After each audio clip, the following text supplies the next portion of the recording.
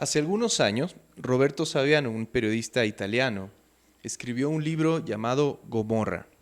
En él describe los negocios de la camorra, que es el nombre por el cual es conocido el mayor grupo delincuencial o mafioso de Italia. Después de vender cerca de 2 millones de copias del libro de Gomorra y convertirse pues, en un fenómeno literario local, Roberto Saviano empezó a ser fuertemente perseguido por la mafia italiana, en donde incluso se revelaron planes para asesinarlo 2 años después de la publicación del libro. Desde entonces, el Estado italiano protege a Roberto Saviano, cuyo paradero es desconocido. Se sabe que ya no vive en Italia. Colabora con diarios tan importantes como El País o el New York Times, pero nadie sabe exactamente en dónde vive Roberto Saviano. Una de las ocasiones en que se lo vio en público fue hace unos 2 o 3 años, cuando él estuvo esperando en el túnel del estadio del Barcelona de España a Lionel Messi para pedirle un autógrafo. Y Lionel Messi, como no tenía idea quién era Roberto Saviano, pues pasó de largo, ¿no? Ignorando a uno de sus fans que resultaba ser uno de los periodistas que más se ha jugado el pellejo por combatir a la mafia en el mundo y que ha sobrevivido. Eso fue una de las pocas veces que se supo públicamente, en público, en un grupo de gente, Roberto Saviano, que por el resto del tiempo ha estado viviendo oculto en la clandestinidad, protegido por el Estado italiano. Hoy vamos a hablar de la mafia, de sus mecánicas, de su historia y también de algunos casos conocidos y locales. En Cuarto de Guerra están aquí Oscar Vela y Rafael Lugo, con este servidor Carlos Andrés Vera. Buenas Amigos, noches. bienvenidos. Buenas La noches, mafia gracias. está de moda. La mafia ha estado siempre presente. Buenas noches con todos.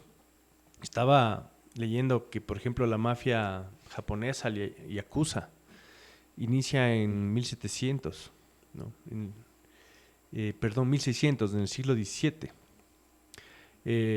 Y en las distintas sociedades, mientras más antiguas, más antiguas son sus propias organizaciones delictivas. ¿Qué es lo que define una mafia? ¿Es una organización delictiva? Tiene ¿O que ser una organización. Tiene que ser una organización delictiva. con Lo un que código. pasa es que hay evidentemente distintos tipos ¿Por qué no de se le llama mafias. mafia o sí cabe el término llamarle mafia, por ejemplo, a los Zetas en México? Es una mafia. Ellos son mafia. Es una supuesto. mafia vinculada, Es la mafia. en este caso, al narcotráfico. Sí, ¿no? es- Al narcotráfico y al crimen derivado de ese narcotráfico. Cuando Pero hay tienes, mafias de todo cuando tipo. tienes la un mafia sistema, política. una organización, digamos, cuando Criminal. tienes criminal, y además, obviamente hablas de un número importante de miembros, ¿no? Porque también 2 manes organizados para cometer crímenes Claro, no no son son una una mafia.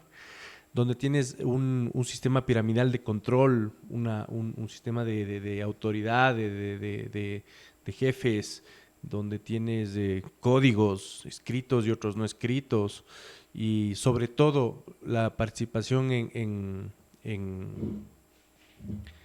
distintas formas de delitos.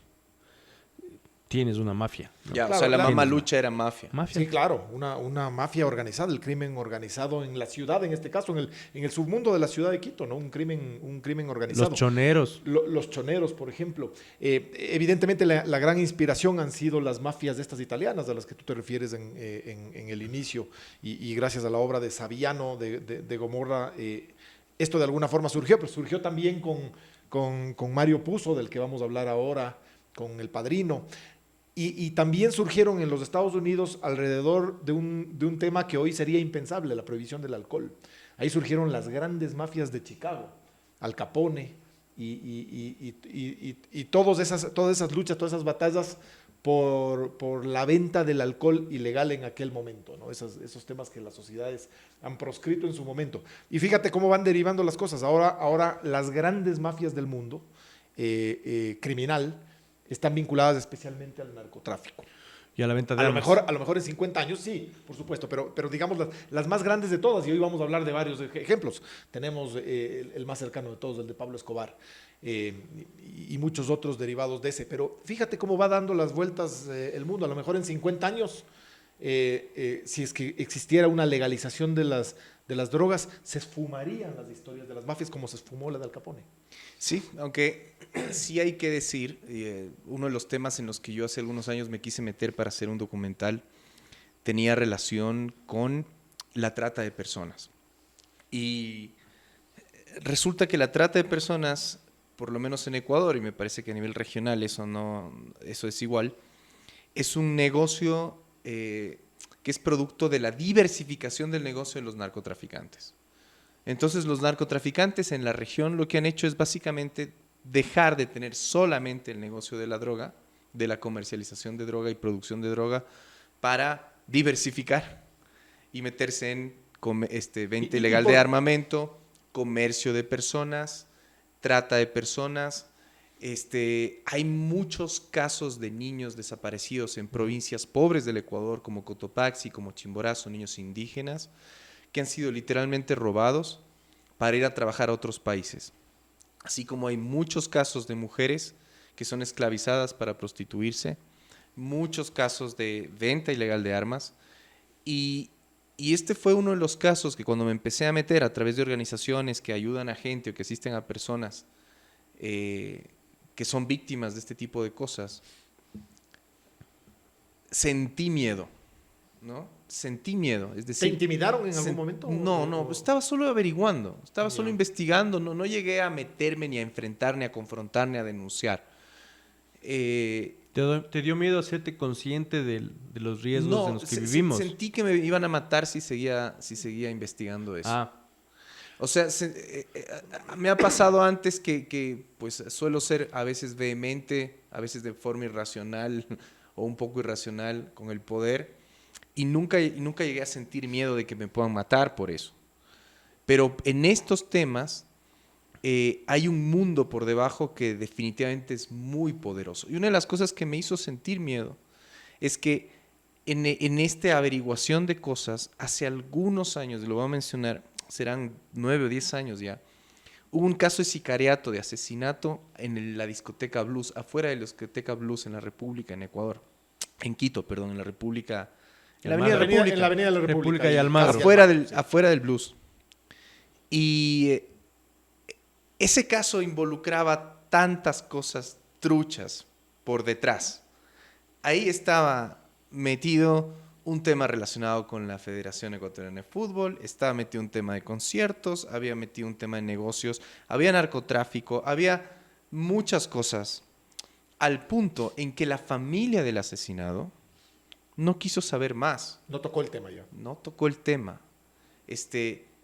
En parte porque ellos eran también parte de cosas truchas. Ese chico fue asesinado básicamente por una retaliación de mafias. ¿Cómo debe ser para que maten a un miembro de tu familia y ni siquiera No puedes tú decir nada. quieras poner una denuncia en la fiscalía? Ni siquiera pusieron una denuncia en la fiscalía. ¿Ya? Y no porque tenían miedo de que les pase algo, sino porque Hay códigos. entendían que si es que venía algún tipo de revancha o lo que sea, no podía ser pues a través de temas legales, porque el momento en que se mete ahí la policía o la fiscalía a investigar las causas, los motivos, las circunstancias del asesinato, resulta que empiezas a meterte en la vida de un delincuente. Uno de los códigos de la mafia es precisamente ese, ¿no? No llevar los temas a los jueces, a la parte legal. O sea, tienen su a propio criminalizar. sistema de justicia, entonces Exacto, no te sales de ese. Exactamente. Yo Hay un decía, sistema de justicia propio. Imagínate, ¿yo para qué me voy a meter a averiguar o a investigar o a denunciar algo que ni siquiera la familia está interesada en que se sepa? Ni siquiera la familia de la víctima. Y voy a salir por tirado a héroe muerto. Voy a Claro, salir, oye, pero si dime a una ese cosa. tipo lo mataron a mí, ¿por qué no me van Dime a una matar? cosa, en esa investigación por encima probablemente que lograste hacer y ya Sí. no meterte mucho, ¿de dónde concluyes que estarían vinculadas, por ejemplo, los temas de narcotráfico con trata de blancas y probablemente con trata de armas? Suena, digamos, lógico, pero al mismo tiempo te pones a pensar y dices, se maneja tanto dinero, hay tanto volumen de dinero estúpido en el tema del narcotráfico primero, ¿no es cierto? ¿Por qué meterte en un tema que resulta execrable, perverso por completo, en lo que es... Estoy tratando primero narcotráfico, ojo, estoy tratando narcotráfico Robo de y el niños. dinero que produce. A terminar, por ejemplo, robo de niños muertes, probablemente asesinatos, tráfico de órganos, trata de blancas para prostitución. Es decir, ¿dónde está el link? Ahí está. ¿Por qué? Las personas que estudiaban estos temas desde el Estado y desde organizaciones ONGs coincidían en lo mismo, ¿no? Atrás estaba el dinero del narcotráfico. Básicamente el narcotráfico o los grandes criminales, las mafias, ven negocios, ven nuevos negocios, ven un montón de dinero y simplemente se meten. Es como invertir, como cuando tú tienes capital y te pones a invertir. Es lo mismo, pero Diversificar. en el lado B de la sociedad. Pero es que también lo que ha habido en la historia de las mafias del mundo, en el transcurso de los siglos, es que incluso las mafias se han degradado. Por ejemplo, habían negocios que eran indignos para muchas mafias. Incluso, volviendo al tema de la yakuza que les contaba, han perdido negocio y se ha desarticulado, se ha achicado, se ha dividido, se ha escindido y han tenido problemas los actuales miembros de la yakuza japonesa porque ellos consideraban que habían tipos de negocios que no eran honorables.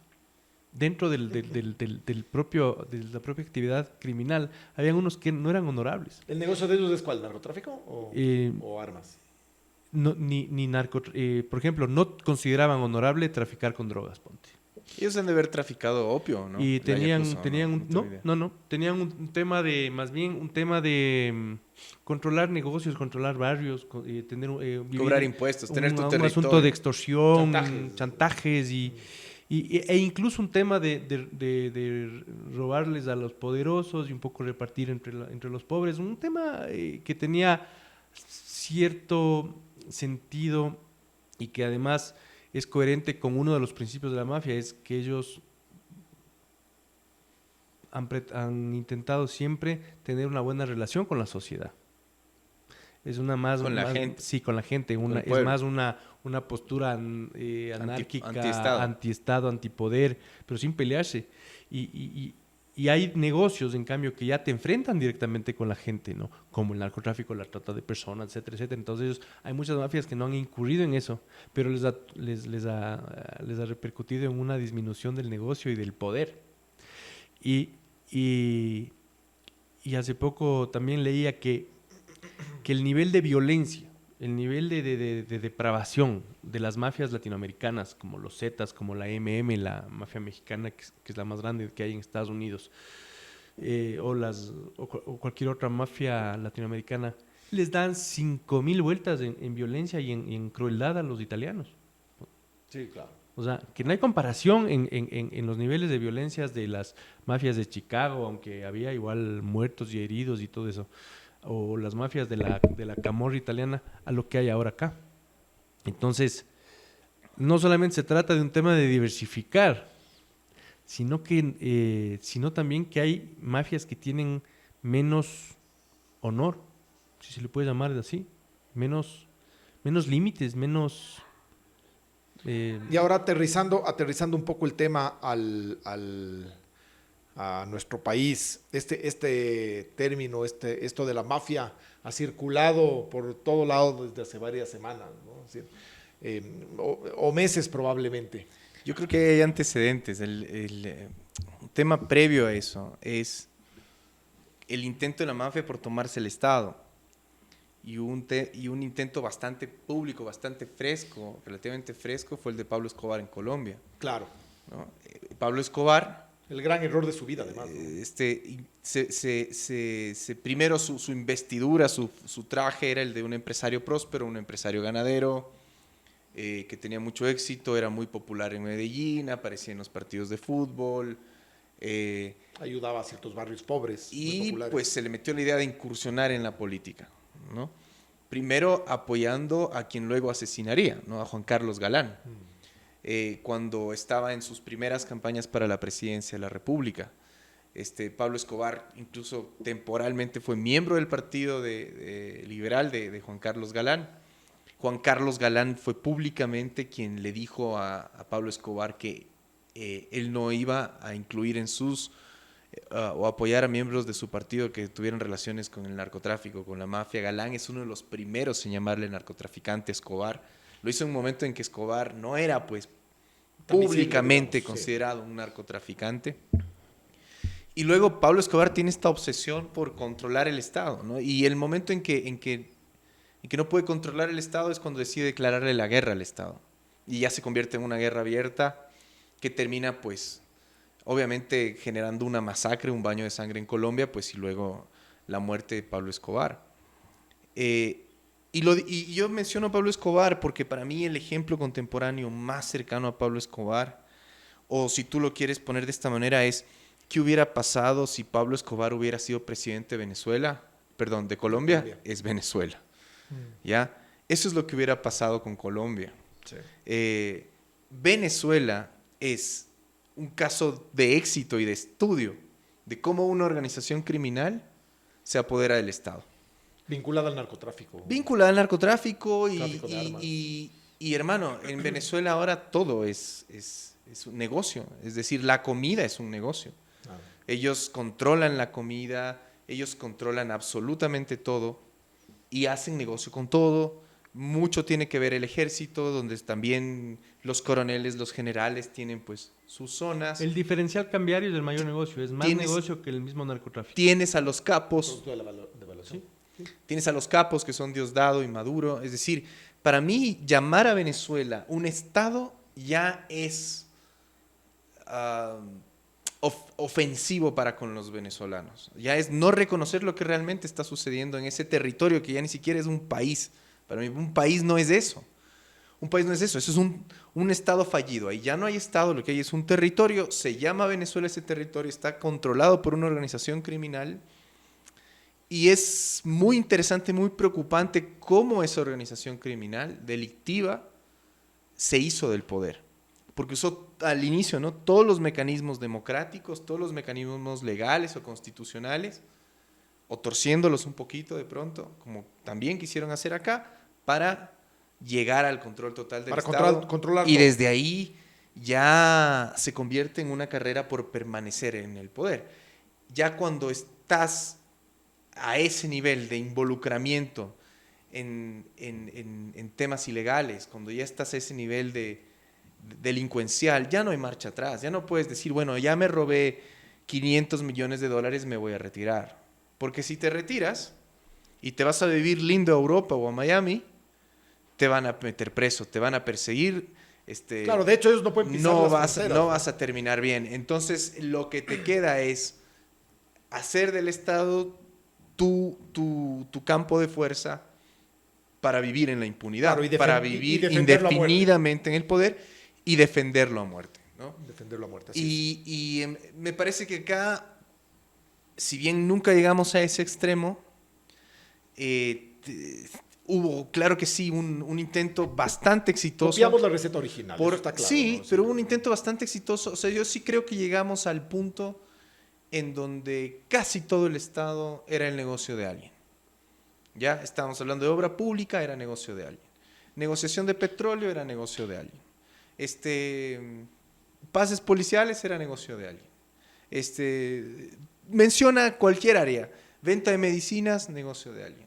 Créditos con los chinos, negocio de alguien. Menciona el área.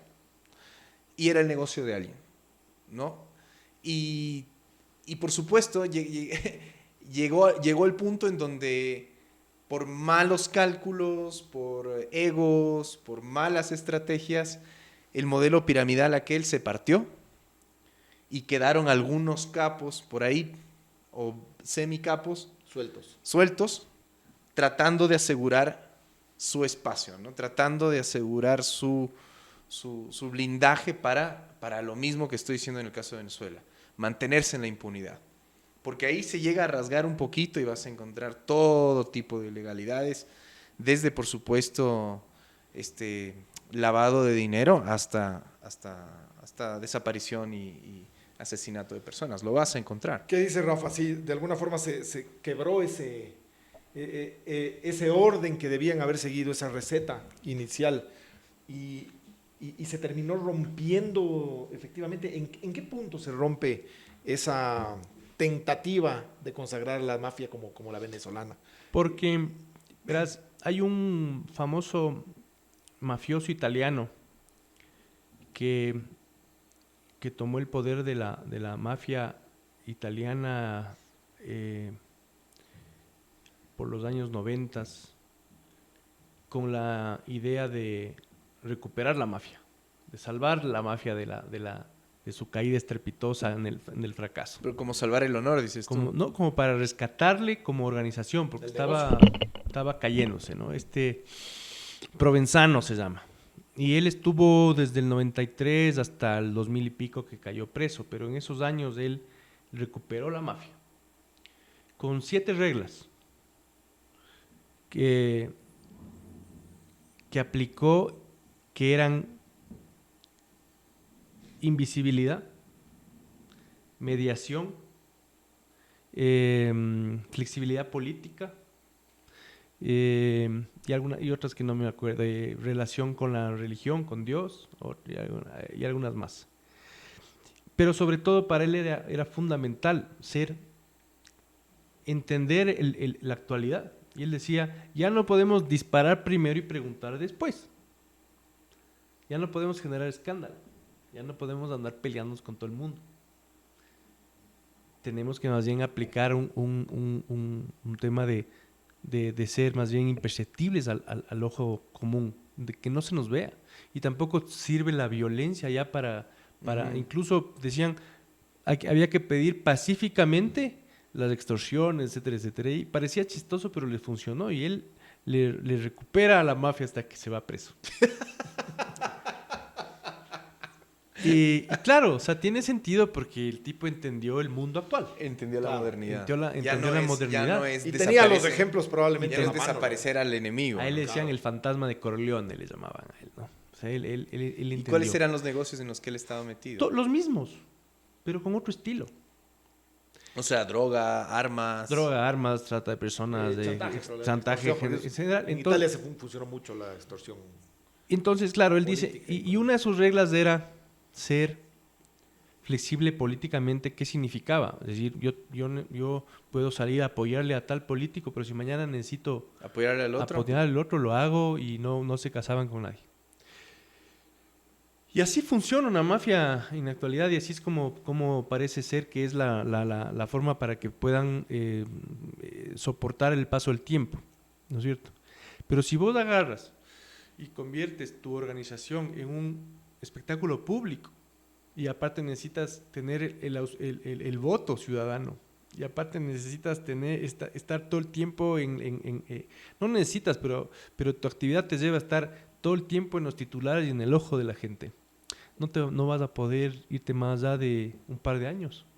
A mí me parece que estos se van de oreja porque actúan como mafiosos, pero sin un criterio adecuado a una mafia para que sea lo que se supone debe ser para que funcione. Sobre todo es una organización ajena al estatuto formal de un país. No puedes convertirte en el estatuto formal del país y ser mafia al mismo tiempo. No sé si me explico. Entonces, no podía irse más allá de lo que llegó. ¿Qué es lo que dice por eso. Carlos Andrés respecto del Estado fallido de Venezuela? En cambio, en Venezuela, mira, Ya no es un Estado. no es Ya, un para mí estado. ya no es un Estado. Un territorio Para mí es- controlado por una Para mí organización es, criminal. Hubieron es un que error comer- llamarle tú- Estado. Tú no puedes ir a la fiscalía en Venezuela a pedir justicia. Tú no Claro. puedes ir a No hay justicia. a las No. cortes de justicia en Venezuela a denunciar. No hay justicia, no hay a función nadie. electoral, O sea, no hay función legislativa. Exacto. Claro, no- es no- decir, entonces la única llamar eso un Estado es única absurdo. manera de que una mafia pública prospere es convirtiéndose en lo que pasa en Venezuela. O sea, o se sostenga en el tiempo. Es lo que pasa en Venezuela. Pero lo de Venezuela, o sea, hay dos opciones muy extremas, ¿no? La una es que se queden así para siempre. Durante mucho tiempo, al menos. O la otra es que mañana pase algo, Con violencia, ¿no? con una violencia. No, eso solo se resuelve. Eso con- salvaje. solo se resuelve con violencia. Y- pero, y se acaba. o Existe sea, otra ahí posibilidad. no va a venir, digamos, ahí también los venezolanos podrían ver un poquito lo que ha pasado en Ecuador y podrían decir, el dardo tiene que estar adentro y no afuera. El antídoto para ese veneno tiene que venir de adentro y no de afuera. Alguien Sí, adentro claro. tiene que partir eso, Como sucedió aquí. porque desde afuera no lo puedes partir. Claro, aquí, Bueno, aquí se fragmenta desde Acá no dentro, pasó que es por lo que- varias, sí. acá no pasó por varias cosas, ¿no? Entre esos, sin que sea tengan mi simpatía, ni mucho menos los milicos acá son muy diferentes a los venezolanos. Sí. Nuestros militares sí, sin allá eso han el sido mil allá en veces Venezuela mejores el que los ejército está militares. absolutamente comprometido los militares con el tema venezolanos. del narcotráfico, no solo con el tema Claro. político, sino que participan del negocio. Entonces, Sí. Y esto evidentemente es un componente totalmente distinto. Son muy Esencial. diferentes. Sin Sí. duda, y es esencial para mantener la vigencia de lo que hoy es ese estado fallido. Ahora, hay otro tipo de mafia también. Y ahí es donde yo me pregunto si no estamos rodeados de mafia y no todo es una mafia. Los únicos que no son mafia son la gente que cojuda trata de trabajar y ganarse un salario de forma decente. Porque todo lo demás está contaminado. El mundo corporativo también está contaminado, ¿no? En el Y sector tú ves, privado y tú más. ves corporaciones actuando de forma mafiosa, es En decir, donde toques, ¿no? Probablemente. financiando políticos para que hagan leyes que les convengan. Madereras asesinando ambientalistas. Las farmacéuticas. Las farmacéuticas. Es un negocio, un gran negocio en el mundo. El otro día estaba leyendo un tema sobre la marihuana y su aplicación en temas medicinales. Y claro, hay muchas aplicaciones medicinales de la marihuana que han demostrado ser extremadamente efectivas, sobre todo en temas analgésicos, de alivios de dolor y todo esto. Pero claro, muchas veces esas soluciones son baratas, son de más largo alcance, son más eficaces y por lo tanto no son del interés de las farmacéuticas. Claro. Porque las farmacéuticas lo que quieren darte es un alivio temporal, tapar el síntoma, pero mantenerte enfermo. Ujú. Y yo decía, carajo, o sea, ¿a dónde tú puedes mirar? Llámese un estado, llámese el mundo corporativo, Que no esté contaminado. que no esté contaminado. Sí, probablemente es quedan muy pocos complicado. espacios, ¿no? Es como uno siente que está siempre o casi todo lidiando pues siempre con un grado mayor o menor de delincuencia organizada. Sí. Y la mínima, pero si con la mafia los buceros no han podido, los Bueno. alcaldes de Quito. Exactamente. O sea, Es Sí, mafia impresionante. de- Peor como una más de grande. mafia de- Uno dice, a ver, en Quito, porque es un ejemplo en donde tenemos el tema de la revisión vehicular, que me parece que no sucede en Guayaquil, ¿verdad? O no a ese grado, y en el resto del país no sucede. En Quito introdujeron el tema de la revisión vehicular, y ok, tú como quiteño, si tienes un auto, pues tienes que hacerle revisar, que los gases estén en perfecto estado, que las llantas estén alineadas, bueno, todo bien, una revisión mecánica para que tu vehículo, o asegurar que tu vehículo esté en buen estado. Y tú estás manejando por Quito y al lado tuyo pasa un bus llenándote la cara de humo, negro, en muy mal estado mecánico, Claro. haciendo carreras, ¿no? Frente a los policías y a los vigilantes, frente a todo el mundo, ¿no?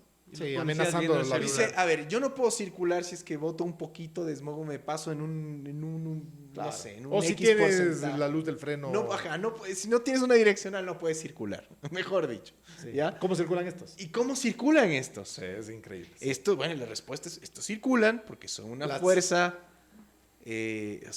organizada, normalmente siempre manipulando y chantajeando políticos, siempre beneficiándose los políticos. El último caso fue el del mismo Correa, que les dio pues un salario de $600 mensuales a todos, a cambio de nada, a cambio de apoyo político. Y claro, cuando te topas con eso, si ellos quieren y si se enojan, pues te paralizan la ciudad, te paralizan la productividad, se cabrean y lo que quieren es que el Estado les siga ignorando sus abusos, sus pataletas y que les siga subvencionando sus maquinitas, ¿no? Las mafias en Cuarto de Guerra con Rafael Lugo, Carlos Andrés Vera y Oscar Vela. Vamos a volver en un momento, luego de esta pausa, para seguir con la mafia política, con ese La mafia en la literatura. ese entorno nebuloso que nos viene rodeando en los últimos tiempos y donde ha surgido esta palabra todo el tiempo, en todo momento. Todo el mundo habla de la mafia. Estamos viviendo efectivamente rodeados de esta mafia política. Vamos a conversar ahora, gracias a nuestros amigos de Sonar, Comunicaciones y Contenido, que nos ayudan en todo lo que es la producción de este programa. Volvemos en un momento. Muchas gracias, volvemos en Cuarto de Guerra con el tema de la mafia. La mafia política, esto que estamos viviendo, esto que ha pasado, sobre todo en los últimos días, se van destapando los escándalos de toda la gente vinculada a estos 10 años de la famosa década La ganada, década ganada. robada, asaltada. No le Y- digas así a la década ganada. ¿Qué pasó? ¿Qué pasó allí? Oye, afloran por todo lado las disputas de este grupo de gente. Vivimos efectivamente una mafia política asociada, por supuesto, a la corrupción. Yo creo que eso ya es una pregunta que ya no hay ni que responder. Ya, no hay respuesta a eso. No, pues es obvio. Ya está contestada. Está a los ojos de todos. Realmente tal vez la pregunta es si todo esa putrefacción, si lo que está escondido debajo de esa alfombra que es enorme se va a destapar. O si solo se va a destapar un poquito. Pero era una mafia, era un sistema mafioso, dices tú. Sí, porque, y en esto es muy interesante lo que dice César Montúfar, y es el motivo por el que él está queriendo denunciar por crimen organizado a Rafael Correa, y yo estoy de acuerdo con eso.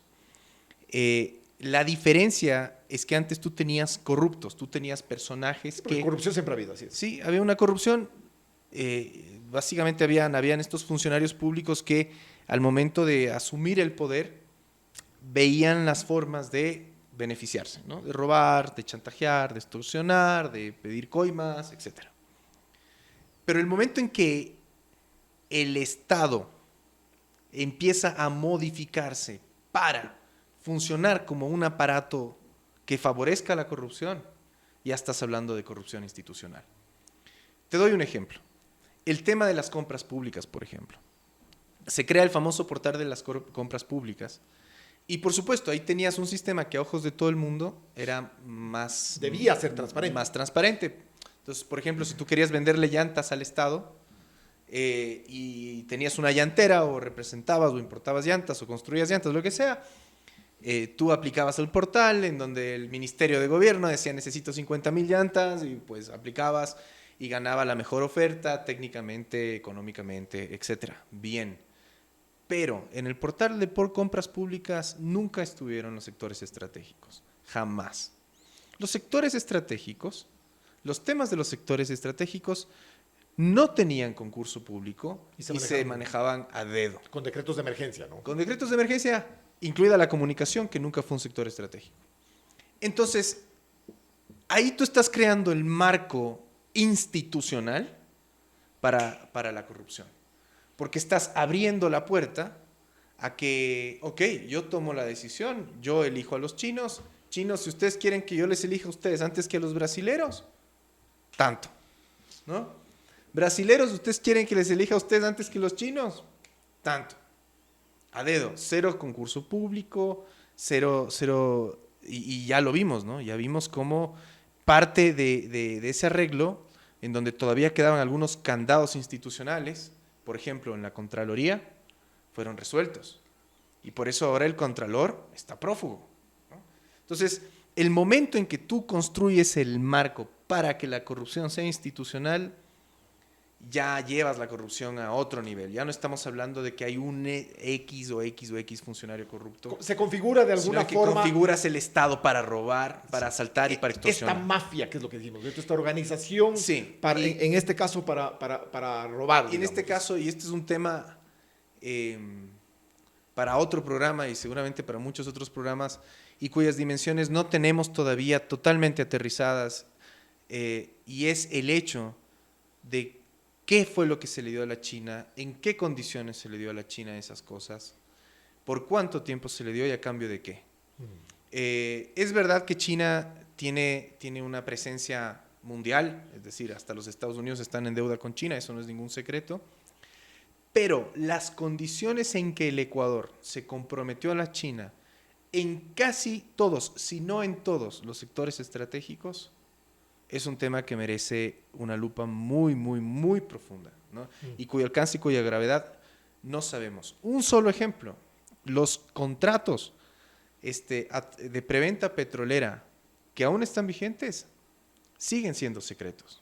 Siguen siendo secretos. Cuando la ley dice que los contratos deben ser secretos solo mientras se están negociando, pero que luego deben ser públicos. Y las condiciones en que el Ecuador le dio el petróleo a China, solo por citar un caso, ya nos permiten entrar en el debate de si son condiciones de país entre país o de colonia o de colonias, o es una relación más colonial, porque son condiciones que ningún país soberano aceptaría, ¿no? Entonces, algún rato profundizaremos en eso, porque es un tema en el que no me quiero quedar corto por el tiempo, pero basta meterse en ese tema de China como para ver hasta qué punto ellos convirtieron al Estado cambiaron en las normas institucionales para convertir al Estado en un negocio propio a cambio de llegar al extremo de poner al país en manos de otro país. De acuerdo. Rafa. Yo creo que tenemos dos enormes retos como país que no sé si estemos a la altura de poder enfrentarlos. Y es que una vez que nos queda claro que sí funcionó acá un sistema mafioso en el sector público, uno es si es que nosotros vamos a poder institucionalmente sancionar de forma correcta a quienes se merezcan. Es ahorita común oír todos son mafiosos, todos son los hijos de puta, a todos hay que... Y no es así. No funciona así un sistema institucional de justicia. Porque si no, lo que nos convertimos nosotros en los mafiosos del otro lado de la calle con la metralleta que hace esto, ¿no? Por supuesto. Sin preguntar. Sería una inquisición. Entonces, el primer reto es no convertir los tribunales de justicia o no esperar que nuestros tribunales de justicia sean Twitter, donde todos son jueces, donde todos son fiscales, donde casi nadie sabe lo que es un procedimiento jurídico, pero todos son buenísimos para sentenciar, ¿no? Es la cuarta instancia Twitter, ¿no? Por darles un ejemplo. Entonces, el primer reto es ese, ok, vamos a hacerlo bien. Un sistema de justicia independiente. No podemos ser todos... Imparcial e independiente. Chuck Norris. Todos no podemos salir a matar a todos. Esa una. Y el segundo enorme reto es que si nos acordamos un poco el inicio de esta revolución ciudadana, es una de las grandes virtudes que tenía era la gobernabilidad que consiguió. Nosotros somos más viejos que Carlos Andrés y sí tenemos más recuerdo de la ingobernabilidad que había acá. Aquí nada se podía hacer, nada se hacía. O sea, porque te bloqueaban. Porque te bloqueaban por acá, porque el subsecretario más de cuarta le mandaba yuca al presidente y no se hacía nomás, y no se hacía. Cuando un grupo político estaba opuesto a que se construya una represa, una hidroeléctrica, porque les tumbaba sus negocios de las barcazas, se comían al ministro nomás, le mandaban preso. Y así estábamos. Y no se hacía nada. Claro, ¿no? Los otros los superaron, ¿no? Y entonces... Es la mafia que da el origen a otra mafia mayor, que le hizo un círculo complicado. A lo que voy de es cerrar, que, por supuesto, ojalá mañana, porque nosotros vamos a perder gobernabilidad. O sea, no digo que ha sido... O sea, yo hablo solamente de la eficiencia en el accionar, ¿no?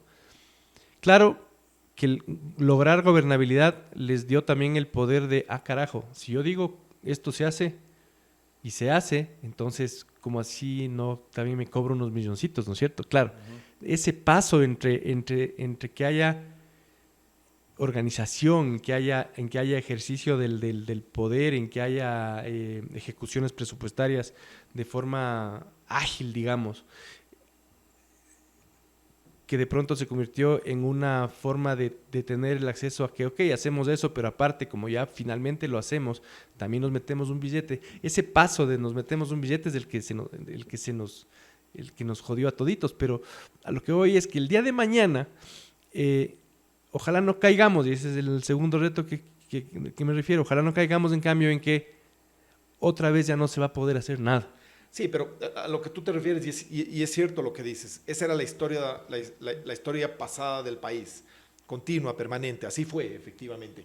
Luego vinieron estos y lo desbordaron por completo, se pasaron al otro lado por completo. No, por Y supuesto. todo eso lo que no, denota es una lo de hoy debilidad institucional Lo de hoy es peor. espantosa. Lo de hoy es peor, por supuesto que es peor, pero yo solamente digo, el enorme reto es ponerle límite a la capacidad de hacer las cosas sin que por el simple hecho de tener la capacidad de hacer las cosas te sientas en el derecho de robarte Pero una comisión. es precisamente eso, Rafa. Es Pero tenemos que mantener fortaleza institucional. Sí. Es creer efectivamente en las instituciones, creer en la división de poderes, creer en que si tú eres el presidente de la República, siempre tienes un límite con la función judicial, tienes un límite con la función legislativa. Esa es tu cancha. Allí juegas tú el partido, dentro de esos límites. Si te pasas por fuera de la cancha y haces goles en el otro arco del estadio del otro lado, ¿no es cierto? Y el árbitro además juega contigo y hace las normas para ti. Entonces, todo este tipo de mafias, esas pequeñas mafias del pasado que terminaron siendo la gran mafia de la década pasada, germinan precisamente allí, pues, en la debilidad institucional que nosotros Sí, tenemos. pero creo y si que eso no fortaleces... la debilidad institucional no es más que un reflejo de la debilidad cultural que todos tenemos. Sí, posiblemente. Entonces, de pronto, realmente ahí es donde yo ya digo, ya estamos jodidos nomás. Cuando tú ves Pero tú te das por perdido en esto. Sí, porque cuando también, tú ves yo que también. que hasta el taxista hace lo posible por robarte 10 centavos, ya dices, carajo. No o sea, tienen el esto es un tema botoncito para cultural. acelerar Es un tema cultural, o sea, o te redondea nomás. O sea, en el taxímetro dice 2,55 y el man te cobra 2,70. Sí. Sí, Y es así nomás. Y pero ¿qué dices tú? Es un tema cultural. es un tema cultural. Sí, porque las instituciones se hacen con personas, pero es un tema cultural. Yo yo creo que, y no creo que es solo del Ecuador. terminar de redondear Pero mi es un tema idea, de evolución. para terminar de redondear mi idea es que si los próximos 10 años nos pasamos a cuenta de no hacer nada o no dejar que nadie haga nada para que no roben o porque qué miedo, lo que sea, en el año 11 volvemos a Va a venir otro a caudillo. otra mafia igualita Así en la es. que con el discurso de recuperar la gobernabilidad se apropia del poder y se nos roba todo. Sí. Absolutamente Sí, sí. de acuerdo, pero es un tema de evolución. Es un Yo tema de por eso evolución social, con nombre y cultural. apellido, cada vez que tengo discusiones públicas sobre esto me caen durísimo, pero yo siempre he dicho que la tierra en la que germinó Rafael Correa se llama León Febres Cordero. Digamos, ahí es Uno de el los terreno causantes. donde germinó esa semilla, porque él fue el que consolidó esa cosa Y que probablemente se llamaba antes- partidocracia. Y probablemente antes de él Pero también nadie, antes de él, nadie como él, ¿no? Así como antes de Correa, nadie como Correa, ¿no? Sí, Así. pero en la época de Velasco Ibarra se decía exactamente lo mismo que Y Andrés. bueno, pero sí, Y era el mismo ejemplo. Velasco Ibarra era el León Febres Cordero de los tal de vez los 30 sí, tal años vez me después. refiero desde el retorno a la democracia, ¿no? Desde Roldós, después de las dictaduras. Sí, probablemente sí. Febres Cordero pues Ahora. gobernaba desde su hacienda sin necesidad de que ni siquiera su partido esté en el poder. El tema de la mafia es amplísimo, ¿no? Ahora estamos en la mafia política, de algún modo. Tocamos la mafia criminal, la mafia del narcotráfico, la mafia delincuencial. Pero la mafia, de alguna forma, ha sido también fuente de un montón de actos culturales de inspiración enorme, de literatura, de cine, de películas maravillosas. Y de eso también queremos hablarles. Esto también nos ha dado la mafia. La mafia nos ha dado historias, nos ha dado un montón de historias. Yo les traje un libro, voy a recomendar uno que es La Virgen de los Sicarios, de Fernando Vallejo, que es un extraordinario libro, reflejo precisamente de esa mafia en aquel momento, en el Medellín convulsionado de la violencia, sobre todo, derivado por supuesto del narcotráfico, pero sobre todo de la violencia, la mafia de la violencia brutal de aquella época. Esta es La Virgen de los Sicarios, una gran novela. Y esta, de Juan Gabriel Vázquez, que es Las Reputaciones, que es una novela cortita sobre un periodo también de mafia política en Colombia, un periodo extensísimo en realidad. Un periodito. Un periodito extensísimo, pero sobre todo, en este caso, y ese es el reflejo de esta novela de Las Reputaciones, de algún modo descubierto, de algún modo desnudado, criticado e inclusive censurado en muchas ocasiones por la prensa libre, por la prensa independiente que logra descubrir efectivamente lo que sucede adentro de esas mafias. ¿Y qué negocio?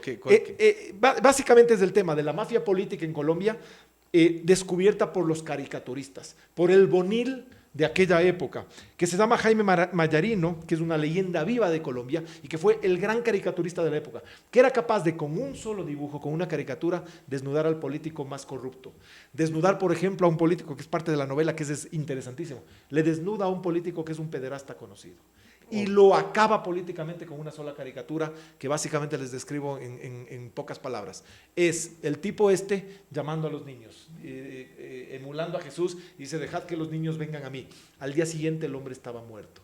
Estaba muerto literalmente porque se suicida, pero estaba muerto políticamente. Se había acabado socialmente gracias a esa caricatura. Este es también madre, un poco... ahí sí la pluma lo mató. La pluma lo mató. El pincel lo mató. contrapeso de las mafias muchas ocasiones es precisamente esto, ¿no? La prensa política, la libertad la prensa libre, la libertad de expresión, los caricaturistas. Las reputaciones de Juan Gabriel Vázquez, un libro interesantísimo alrededor de este tema. Tú, Carlos, ¿qué nos... A ver, sí, para no hablar del Padrino, porque el Padrino es clásico. Claro, es el Padrino 1 y 2 sobre todo, que si no la han visto, pues tienen obviamente que verla. No vean la 2 antes de ver la 1, no cometan ese grave error. Marlon Brando, Al Pacino y Robert De Niro en su momento más brillante, Coppola en su momento más brillante. Y bueno, pues la historia atrás de cómo se hizo de las novelas de Mario Puzo son bastante conocidas. Pero hay antecedentes, hay referentes. Coppola tenía un referente, un cineasta referente llamado Sergio Leone, italiano, que había hecho muchos westerns con Clint Eastwood, y era pues un referente como cineasta del western para toda esta generación de cineastas de Coppola, cineastas que empiezan a brillar a finales de los 60s, en los 70s y un poquito entrados los 80s. Y Sergio Leone en los 80s va a los Estados Unidos para filmar una joya llamada Once Upon a Time in America. Érase una vez en América. Sobre los primeros, sí, un poquito relacionado con El Padrino, en el sentido que es sobre estos primeros migrantes que empiezan a llegar a Nueva York, también con una actuación soberbia, suprema de Robert De Niro, pero es una joya de película sobre la mafia, hecha por y filmada por el maestro de los maestros, ¿no? El maestro de Coppola, Sergio Leone, y uno de los cineastas... Once Upon a America es el... Once Upon a Time in America. Érase una vez en América. Érase una vez en América. Es una película que creo que está en Netflix, para los que tienen Netflix. Y es una película larga, es una película de 3 horas y pico, donde se tienen que sentar con el canguil temprano para que no se queden dormidos. Pero es una película que te mesmerizing en inglés, que te hipnotiza, que te atrapa. Y una película más contemporánea, filmada en el 99, si no me equivoco. Perdón si pronuncio mal el nombre del director, es de Jacques Audiard, un francés. Un profeta. Es una película absolutamente moderna, ya no sobre las mafias de Nueva York, las mafias más cinematográficas, sino sobre las mafias contemporáneas. Es la historia de un migrante árabe en una prisión europea y cómo para sobrevivir tiene que empezar a hacerse cargo y hacer caso de todo lo que el aparato mafioso desde la cárcel le dice que es lo que tiene que hacer, ¿no? Es la mafia como supervivencia, ¿no? Y son las mafias modernas, pero es una película que además se sale del, digamos, después del Padrino, después de Once Upon a Time in America, vinieron muchas películas sobre crimen organizado que tenían un estilo de cinematográfico muy, muy caótico, muy desordenado, cámaras en movimiento, pirotecnia audiovisual, si tú quieres, que yo le llamo. Y el profeta de alguna manera retoma el cine clásico. Es una película extremadamente sobria, pero en donde la historia y la fuerza de los argumentos, la fuerza narrativa es lo que se lleva y lo que se roba la película, ¿no? No es la pirotecnia audiovisual, no es vean qué bueno soy usando la cámara, ajá. Claro. No vean cómo puedo hacer esta toma increíble y meterme por aquí aquí y por acá y meterme debajo de una ventana y por encima de un edificio y con helicópteros. No, ya no es de eso, es sobrio, pero intenso, ¿no? Real, la fuerte. fuerza de la historia. Uh-huh. Rafa. Yo estoy pensando en la obra de Pérez Reverte, en La Reina del Sur. Qué gran novela, además, ¿no? Gran novela, Casi y lleva la aparte televisión al cine. con la anécdota de que la serie que hicieron de la novela La protagonizó Kate del Castillo, que terminó metida con el Chapo y con el loco ese de ¿cómo se llama el gringo ese bravísimo? Que fue esposo de Madonna, que estaba metido en el relajo con el Chapo Guzmán Champagne. y con Champagne. Pero ese libro, yo creo que es tal vez sea más cercana, ¿no? Es una obra, contemporánea y además con un tinte latinoamericano fuerte. Y entonces yo recomendaría eso, conseguir el libro de La Reina del Sur de Pérez Reverte. Esa sería mi recomendación con relación a esto. ¿Algo más? Si hubieras sido futbolista en la época de Pablo Escobar, hubieras aceptado una invitación a una de las fiestas en la Hacienda del Man, sabiendo quién era. Yo sí. O sea, Yo esa fiesta no me la pierdo, hermano. Puta, qué farras, qué fiestas, oye. Lo que pasa es que después de ver lo que pasaba ahí en la catedral, sobre todo, cuando les invitaba a jugar los partidos de fútbol y a los jugadores de la selección colombiana y a todos esos, luego de ver las escenas de lo que yo vi en la serie de Netflix, no en Narcos, sino en la otra, en la de... La colombiana. Sí, la colombiana, la de Caracol. Luego de ver lo que sucedía allí y de lo que fue capaz este hombre, inclusive con la gente que iba a las fiestas, yo no he visto. René Higuita, pana de Pablo Escobar. Sí, claro. Terminó y preso, ¿no? Valderrama Higuita fue preso por irle a visitar, me parece. Jugaba Por haber prácticamente. mediado, Algo de haber hecho. en en un secuestro Actuó de como una mediador, niña, en alguna cosa. Cayó en cana y un gran... Hay un... ¿Tú habrías sido a la fiesta o no, Rafa? Sí, de ley. Es que probablemente si no ibas era darle un... Podías hacerte el enfermo, podías, no sé. No sé si podías en ese nivel con Pablo Escobar hacerte... Además, yo no creo que iban a regañadientes tampoco, ¿no?